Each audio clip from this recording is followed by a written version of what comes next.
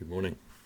It's Holy Saturday, or in other parts of the church, the Great Sabbath, Black Saturday, Joyous Saturday, Hallelujah Saturday, Easter Eve, has all kinds of names in different parts of the Christian church's life. And today is held and celebrated and travelled through in all kinds of different ways, some of which are incredibly elaborate and even very strict.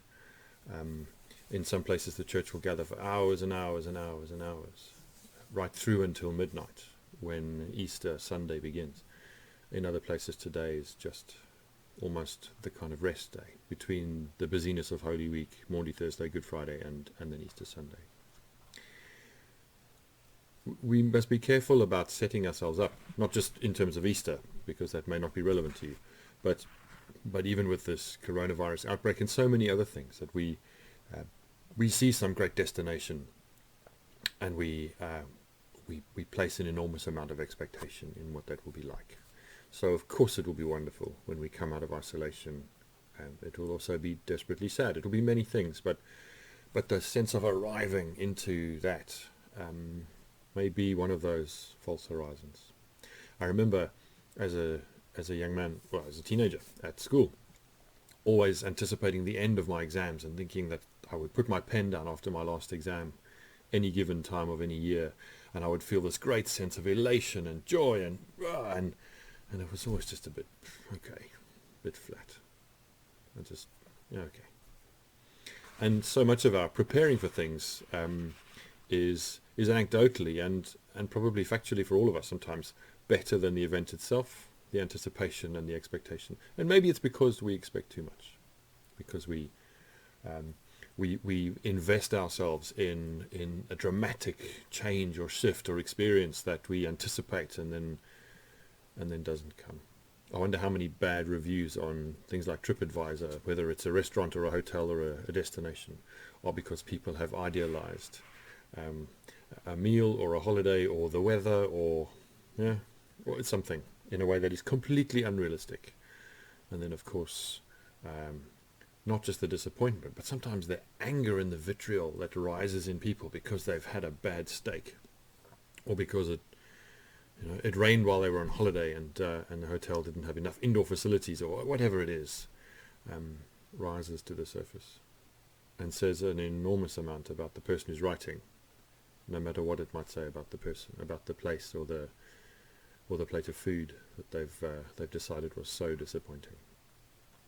So tomorrow is Easter Sunday, and it is this great, if we're not careful, setup for us, where we expect some kind of great climactic experience, some kind of ecstatic, joyful certainty or hope or deep peace, when in fact it will be another day. It will be another day. And we will use rituals, and we will use language and words, even if we're not together. We will use those to shape the day and to mark the day, but it will be another day. And that is the point of so much of our growing up as human beings and our growth spiritually as well. We seldom take great leaps forward. Most often, in the words of some of the people I've respected most, and still do in my own sort of journeying, that most of the time our lives are 3 steps forward and 2 steps back.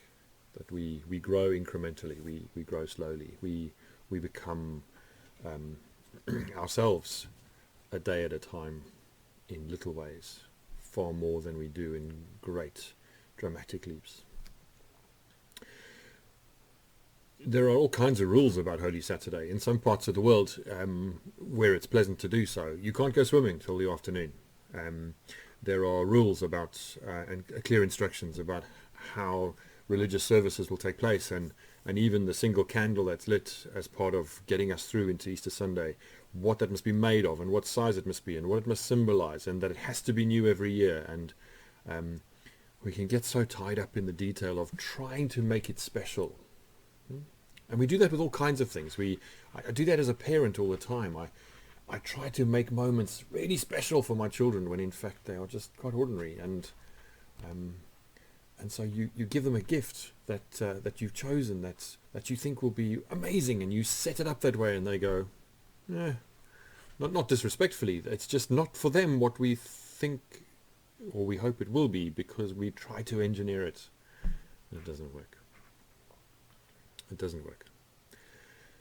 So tomorrow morning you'll wake up and it'll be Easter Sunday, and that might just be, like I've said before, yay, chickens and eggs and hot cross buns and all the joy of that. If it has deep religious significance for you, it will just be another day. It will just be another day. And however you remember it, whatever ritual you use, however you connect with other people on the day, or just spend some time by yourself, thinking and feeling your way through it, it will just be another day. Of course, for some people it will be an extraordinary day. Some of us do have Easters, birthdays, anniversaries, moments, days that we remember very powerfully because they were very powerful days. But to expect that to be the norm, or to try to make that happen in some way, is trying to hold what's the expression? Trying to hold water in our hands. Or, it slips away. We can't contain, we can't shape, we can't frame life on our terms. So I wanted to read to you this morning a little bit of Khalil Gibran from the Prophet, and it is his section about freedom, because freedom again is something that comes to us in little bits. I guess if you've been let out of prison, or you step away from being the accused in a significant trial, you feel freedom very powerfully in particular ways. All of us have had, again, days where we've felt freedom in a whole new way. It could have been the most positive or in some ways negative experience of our lives. But freedom comes slowly on the whole. So I want to read this to you, and this is the bulk of what I'm saying to you today, and asking you how you're going to spend tomorrow, what it will mean for you, and how you'll use it, and what you're expecting of it. What you're expecting of Easter this year. It will be another day, and we will all be taking 3 steps forward and 2 steps back, at best, every day of our lives. And so what will those steps be tomorrow? Certainly the steps forward. Sometimes the steps back choose themselves for us, or they are made for us by those parts of ourselves that are not nearly as free as we would like them to be, but that we can't fight so much as befriend and get to know and invite to walk forward with us again. So a little bit of Khalil Gibran to shape the day, and then I've got to get back to parenting. Saturday is Rebecca's have a long sleep day, so Lucas is watching Charlie and Lola, Matthew is still sleeping as a teenager, and I'm doing this, and then going back to being a dad. And an orator said, "Speak to us of freedom." And he answered, "At the city gate and by your fireside, I have seen you prostrate yourselves and worship your own freedom, even as slaves humble themselves before a tyrant and praise him though he slays them. I, in the grove of the temple and in the shadow of the citadel, I have seen the freest among you wear their freedom as a yoke and a handcuff. And my heart bled within me. For you can only be free when even the desire of seeking freedom becomes a harness to you, and when you cease to speak of freedom as a goal and a fulfillment. You shall be free indeed, when your days are not without a care, nor your nights without a want and a grief, but rather when these things girdle your life, and yet you rise above them, naked and unbound. And how shall you rise beyond your days and nights, unless you break the chains which you at the dawn of your understanding have fastened around your noon hour? In truth, that which you call freedom is the strongest of these chains, though its links glitter in the sun and dazzle your eyes. And what is it but fragments of your own self you would discard that you might become free? If it is an unjust law you would abolish, that law was written with your own hand upon your own forehead. You cannot erase it by burning your law books, nor by washing the foreheads of your judges, though you pour the sea upon them. And if it is a despot you would dethrone, see first that his throne erected within you is destroyed. For how can a tyrant rule the free and the proud, but for a tyranny in their own freedom and a shame in their own pride? And if it is a care you would cast off, that care has been chosen by you rather than imposed upon you. And if it is a fear you would dispel, the seat of that fear is in your heart and not in the hand of the feared. Verily all things move within your being in constant half embrace, the desired and the dreaded, the repugnant and the cherished, the pursued and that which you would escape. These things move within you as lights and shadows in pairs that cling. And when the shadow fades and is no more, the light that lingers becomes a shadow to another light.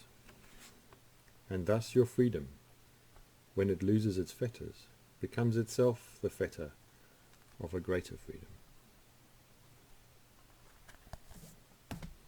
There's always work to do. There's always work to do on being reasonable with ourselves today, but at the same time naming the things that hold us back. Not, tilting our lances towards them as though we will take them on and battle them, quite so much as asking them to help us learn how we might become more free, and where their roots are, and what it means for us to have great expectations of any given day, particularly Easter Sunday, when the great overarching theme of the life and death of Jesus and God's journey with people through all of time is of a freedom found and grown and nurtured and shared as part of our belovedness. So happy Holy Saturday to you. No swimming until after lunchtime, if you were planning on going for a dip anywhere. And I hope that this Easter is one that you remember, however you remember it and for whatever reason, and that will be a memory that is framed by gratitude in some way. So loving God, help us to take one step at a time. Help us to not set ourselves and each other up for experience that we cannot manufacture, and for joy that we cannot manipulate into being, and for peace that comes upon us, not peace that we force into our heart, into our souls in any way. We do ask you to help us know our grounding in love, and to be compassionate, gentle, and honest with ourselves about what today is and tomorrow is and every day after, and in so doing to become more and more free. Amen. If you're in the church's email list, you will get emails from me on a regular basis about things that are happening at this time and other times, and if you wanted to take part in any way in some of what we're doing tomorrow, we have a sort of a Zoom gathering at 6 o'clock in the morning, briefly outside with a coffee and a hot cross bun if you've got those. We can't have communion, and then there'll be a sort of shared form of words and so on at about 10 in the morning, and then we'll gather at 5 o'clock in the afternoon, as I've done with church folk for the last week, for a brief reflection and some sort of musical meditation and those kind of things. So if you'd like to take part in any of those, or just know what they're about or have the resources, then please use the email address at the end of this clip, like at all the clips, and email me today and say, please could you include me in that, and then I'll send you those details later in the day. Okay. Happy Holy Saturday. See you tomorrow.